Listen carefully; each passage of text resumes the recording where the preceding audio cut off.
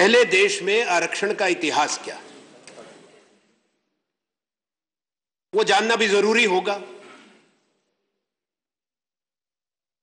कि हमारी संविधान सभा ने, कॉन्स्टिट्यूएंट असेंबली ने बड़े विस्तार से चर्चा करी थी कि जिन लोगों के साथ ऐतिहासिक अन्याय हुआ है, हिस्टोरिकल इनजस्टिस हुआ है, सोशल एक्सक्लूजन हुआ है, सामाजिक न्याय नहीं मिला, उनको संरक्षण की जरूरत है और वो संरक्षण आरक्षण के रूप में मिलना चाहिए। और तभी वो अनुसूचित जातियां, शेड्यूल्ड कास्ट और जनजाति शेड्यूल्ड ट्राइब्स को ये तय किया भारत के संविधान के निर्माताओं ने कि इनको आवश्यकता है, न्यायोचित है, वो अवश्य दिया जाना चाहिए। आज इस सदन में मैं ये बताना आवश्यक समझता हूं कि 23 दिसंबर 1946 को 23 दिसंबर 1946 को भारत के प्रथम प्रधानमंत्री और स्वतंत्रता संग्राम के एक महान नायक पंडित जवाहरलाल नेहरू ने ऑब्जेक्टिव्स रेजोल्यूशन रखा था। और उस ऑब्जेक्टिव्स रेजोल्यूशन में पूरा तो नहीं पढ़ूंगा, पर उसका वो अंश जो आज की इस चर्चा से संबंधित है, उन्होंने ये कहा था कि आजाद भारत में क्या होना चाहिए, कैसा संविधान, wherein it shall be guaranteed and secured to all the people of India justice, social, economic and political, equality of status, of opportunity and before the law, freedom of thought, expression, belief, faith, worship, vocation, association and action subject to law and public morality। और उसका छठे अंश में कहा था wherein adequate safeguard shall also be provided for minorities, backward and tribal areas and depressed and other backward classes of the country। ये 13 दिसंबर 1946 को ये सोच थी जो आजादी की लड़ाई में महात्मा गांधी, जवाहरलाल नेहरू और उस समय के हमारे महान योद्धा, उन्होंने तय किया था। और ये ऐसे नहीं आया था ये प्रस्ताव, इस पे चर्चा बड़े विस्तार से अखिल भारतीय कांग्रेस कमेटी के कई महाधिवेशनों के अंदर हुई थी। प्रस्ताव पारित किए गए थे कि जब देश आजाद होगा तो वो लोग जिनके साथ अन्याय हुआ है उनको न्याय मिलेगा, बराबरी का अधिकार मिलेगा। यही एक कारण कि ये आरक्षण हुआ। और उसके बाद सरकारें आवश्यकता अनुसार, क्योंकि सैकड़ों बरस का अन्याय था, वो कुछ दशकों में पूरा नहीं हो सकता था, चाहे वो शिक्षा की संस्थाएं हैं, शिक्षा के अवसर हैं या आमदनी है, और उसके साथ साथ सरकारी नौकरियां, प्राइवेट सेक्टर की नौकरियां, उसके अंदर भी। मैं सेक्रेटरी जनरल साहब जरा अगर आप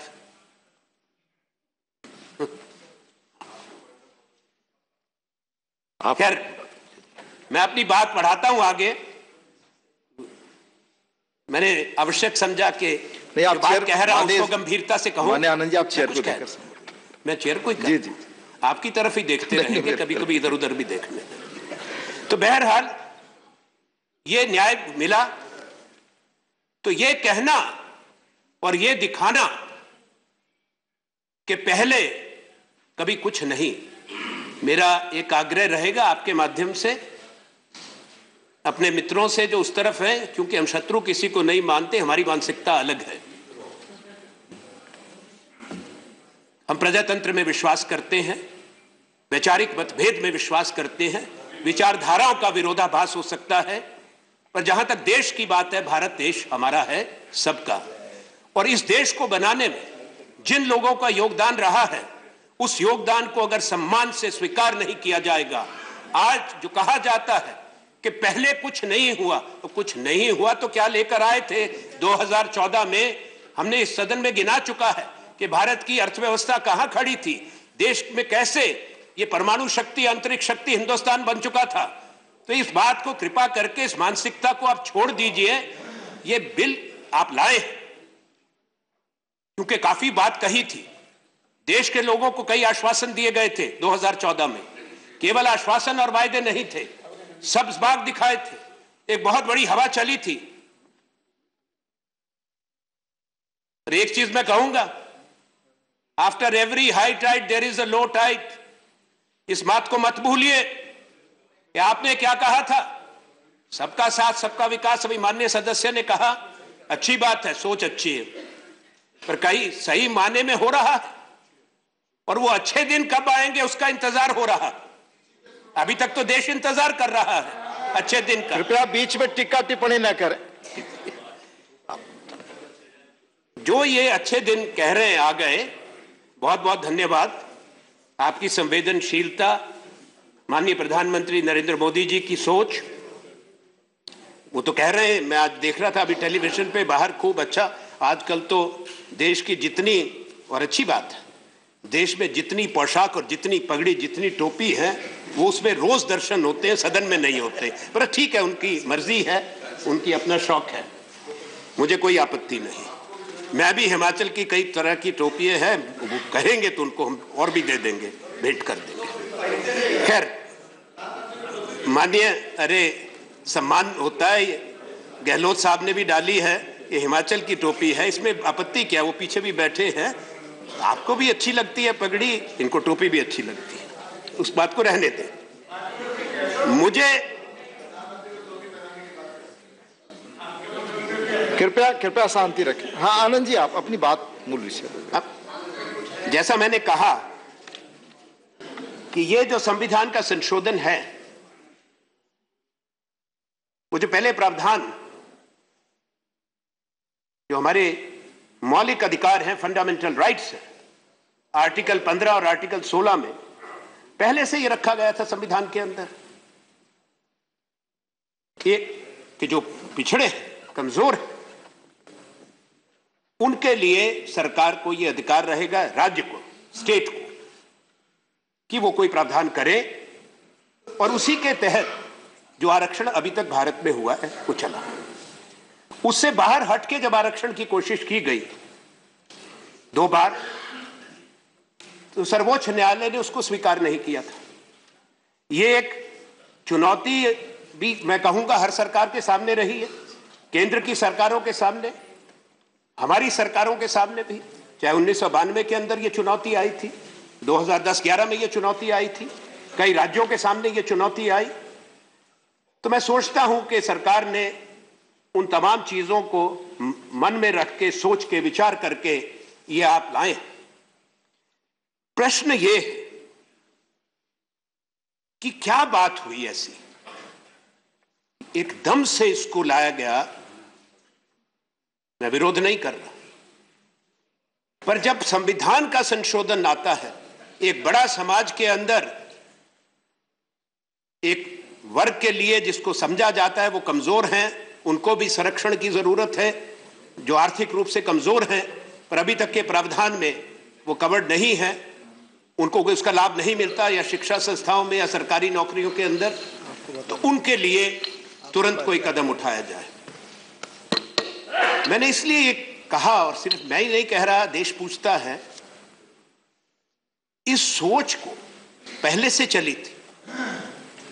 2006 में इस पे कमीशन भी बिठाया गया था जब यूपीए की सरकार थी, और उस कमीशन में जो एक इकोनॉमिकली बैकवर्ड कास्ट के लिए मेजर जनरल सिन्हो उसके चेयरमैन थे, उसकी रिपोर्ट भी आई थी।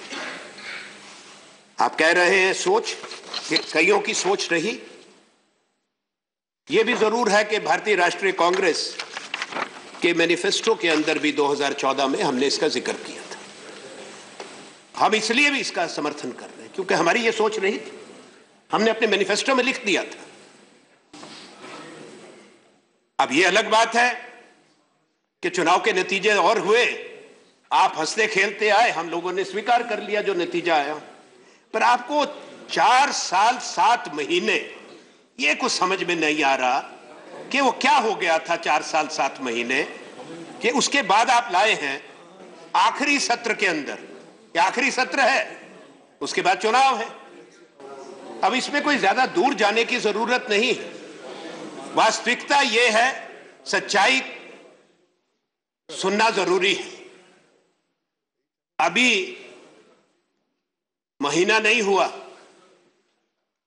3 राज्यों ने इनको आशीर्वाद देके भेजा, राजस्थान, मध्य प्रदेश और छत्तीसगढ़ में, और बाकी 2 भी हारे। तो अभी क्रिकेट की टीम तो हमारी जीत गई श्रृंखला ऑस्ट्रेलिया में, आपको 5-0 से आप सीरीज हार गए चुनाव की। That is the outcome of the elections. तो आपको संदेशा मिला कि हम ठीक रास्ते पर नहीं चल रहे, चुनाव सिर पर है।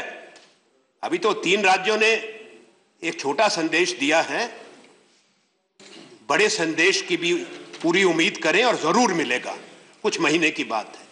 तो जब माननीय उपसभापति, एक होता है एयरपोर्ट पे अराइवल का लाउंज, आगमन, एक होता है प्रस्थान, डिपार्चर। तो this has been brought by a government which is already in a departure lounge. It's a matter of time, I can say that. अब लोगों को क्या आप बनाएंगे कि हम आपको दे रहे हैं, जो आर्थिक रूप से देश को सुनना जरूरी है कि आप दे क्या रहे। पहले जो आपने इसमें शर्तें लगाई हैं बहुत खूब, 5 एकड़ से कम जिनके पास जमीन है, 5 एकड़। अब 5 एकड़ जिसके पास जमीन है, वो 86% जो भारत की लैंड होल्डिंग है, 86% of the land holdings of the country, it covers that. दूसरा, 8 लाख रुपया आमदनी। वित्त मंत्री बैठे, इनको मालूम है, पूर्व वित्त मंत्री भी बैठे हैं। तो आप जरा डेटा दें कि 8 लाख से ऊपर की आमदनी इस देश में कितने लोगों की है? How many people have income above 8 lakhs and how many people पे दैट इनकम टैक्स? आपको हैरानी होगी। शायद अगर मेरी जानकारी गलत है तो आप मुझे ज्ञान दें कि वो डेटा जब आप कहें तो देश के सामने रखें कि इससे अगर 99% नहीं तो 98% भारत के लोग इससे कवर्ड होते हैं। अब आप उससे 50% निकाल दें जिनके लिए आरक्षण पहले से है। 130 करोड़ की आबादी है, 65 करोड़ भी अगर आप कहें तो 65 करोड़ का 98%, अब उसमें से नौकरी वाले कितने लोग होंगे? जाहिर है 45 करोड़ के आसपास लोग होंगे। चिंता क्या है आज देश की? देश में रोजगार नहीं बन रहा, ना प्राइवेट सेक्टर में, उद्योग में, ना सरकार का रोजगार बन रहा है। अभी पिछले सप्ताह आंकड़े आए चौंकाने वाले। इस देश में जो 2 करोड़ रोजगार का, अब उसको जुमला मत कहना, कहा था भारत के नौजवानों को 1 साल में 2 करोड़, 10 करोड़ गिनेंगे अभी। पिछले साल 1 crore 10 lakh, 11 million jobs have been destroyed in 2018, have been lost in 2018। तो नौकरी तो बन नहीं रही, नौकरी तो बन नहीं रही, ये चिंता है। मैं केवल आलोचना के कारण इस बात को नहीं कह रहा, चेता रहा हूं, ये हकीकत है। मैंने कुछ अभी और देखा, क्योंकि समय कम था, आप इतनी जल्दी में लाए, आपको लाना था, क्योंकि मॉडल कोड ऑफ कंडक्ट से पहले कहें कि 2 करोड़ नहीं तो आगे के लिए तो डैंगल अ कैरेट, वो कहते हैं ना, दिखा दिया एक और सपना कि हो जाएगा, दे दिया, सबको दे दिया। हर आदमी सोचेगा मेरे बेटे बेटी को अब रोजगार का मोदी जी ने प्रबंध कर दिया। पर प्रश्न एक, नौकरियां हैं कितनी? मैंने अभी आंकड़े देखे और वित्त मंत्री से मेरा आग्रह रहेगा कि राज्यों का भी आंकड़ा मंगा के, मंत्री महोदय आप जवाब देंगे, जरा सदन के अंदर रख लें। तो 34 लाख रोजगार केंद्र सरकार के, और पिछले 3 साल में ये सुनने के है 95,000 नौकरी बनी है, केंद्र सरकार ने जो पैदा करी है, रोजगार बनाए हैं। तो 34 लाख 95,000 हो गए, 34 लाख हैं, 95,000 हो गए। जो पब्लिक सेक्टर अंडरटेकिंग्स हैं भारत की, उसमें निरंतर नौकरी कम हो रही है। तो आपने 95,000 बनाए 3 साल में, और पीएसयूज के अंदर आपके press information bureau, I am quoting the press release issued by the government of India, by the PIB press release, in the PSUs of the country in 2016-17 the jobs have come down from 11.85 lakhs to 11.31 lakhs. तो 54,000 नौकरी 2016-17 में आपकी PSUs में टूटी, और 2017-18 में ये घटकर 11,31,000 से भी घटकर 10,88,000 पे चली गई। 43,000 दूसरे साल में टूटे। तो 3 साल में आपने केंद्र की सरकार के 95,000 रोजगार बनाए और पीएसयूज के 97,000 रोजगार तोड़ दिए। मैंने प्राइवेट सेक्टर की इस पर बात नहीं कर रहा, उस पर तो दोहरी लाठी चली आपकी, क्या वार हुआ है।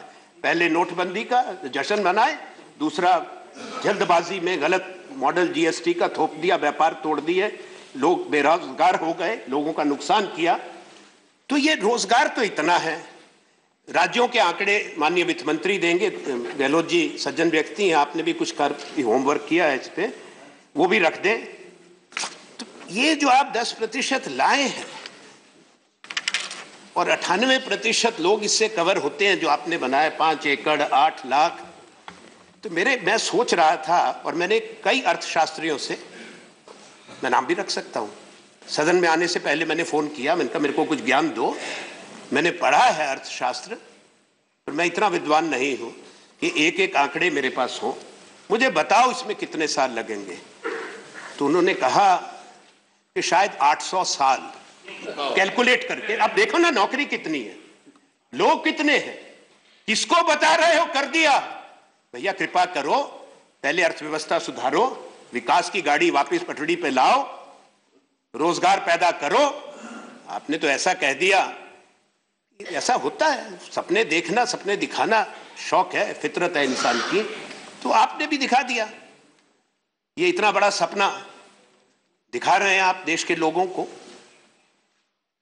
गंभीर बात है कि समाज के अंदर जातिवाद एक ऐसी विषय रहा है देश में जिसका मैं पक्षधर नहीं हूं, हम में से बहुत लोग हैं जो इसके कभी पक्षधर नहीं रहे, पर भी एक वास्तविकता भारत के समाज की रही है, विडंबना।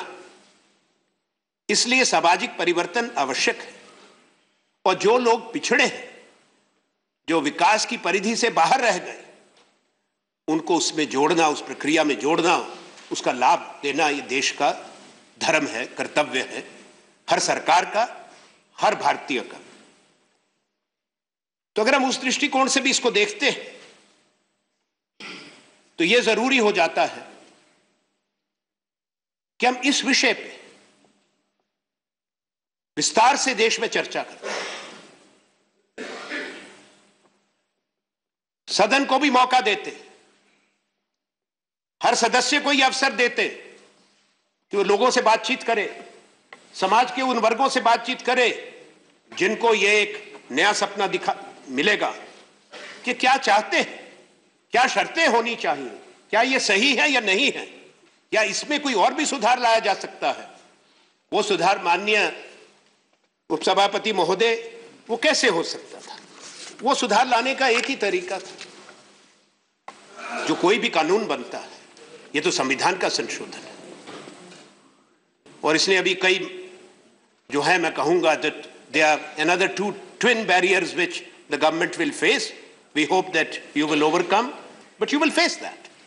You will face certain constitutional questions, you will face certain barriers.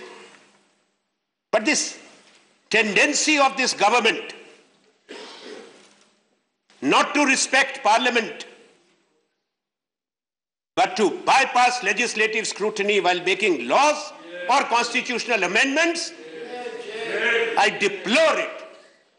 This is the calculated, deliberate disrespect done to the highest institution of Indian democracy. It is deliberate. क्योंकि आप नहीं चाहते, आपकी सोच ऐसी है कि आपसे कोई सवाल ना करे। आपकी सोच तो आरक्षण के पक्ष में नहीं है। मैं जो इस सदन के सदस्य नहीं है, किसी महानुभाव के बारे में कुछ कहना नहीं चाहता, पर आपके बड़े शिरोमणि लोगों ने। आप कृपया शांति बनाए रखें। आनंद जी आप अपनी मैं तो किसी का नाम भी नहीं, आप बात करें। मैं तो आपसे ही कह रहा हूं। आप कहें। कृपया आप सीट पर बैठकर ना बोलें, शांति बनाए रखें। बहुत महत्वपूर्ण बिल पर हम लोग बात कर रहे हैं। देखिए, आने वाली पीढ़ियां देखेंगी हम क्या तय कर रहे हैं। आनंद जी बात ऐसी है। आप कृपया मेरी ओर देखें। मैं आपकी तरफ ही देख रहा हूं। पर बात पर आइए। बात ही कर रहा हूं। हाँ करिए, आप करिए। आप भी थोड़ा इधर कोई ज्यादा देखा करें। आप ही को देख रहा हूं मैं तब से। अभी देख चलिए, आप ध्यान दे लें, आप देख लें, कैमरे पर प्रमाण है। देखिए, पर आपके कई बड़े लोगों ने सरकार में। All right, well, that quota debate